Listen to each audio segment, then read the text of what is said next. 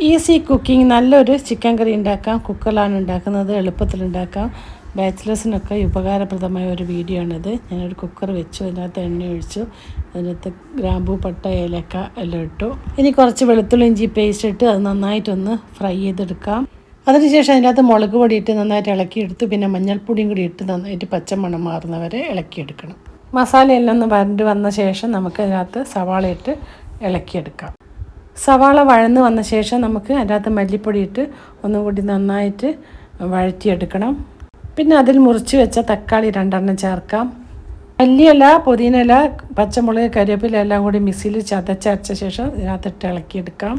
പിന്നീട് ഇതിൻ്റെ main ഇൻഗ്രീഡിയൻ്റായ chicken ഇതിനകത്തിട്ട് നന്നായിട്ട് മസാലയൊക്കെ പിടിക്കുന്നവരെ ഇളക്കി യോജിപ്പിക്കാം. കുറച്ച് തൈര് ചേർക്കാം, ലെമണോ തൈരോ എന്ത് വേണമെങ്കിലും ചേർക്കാം.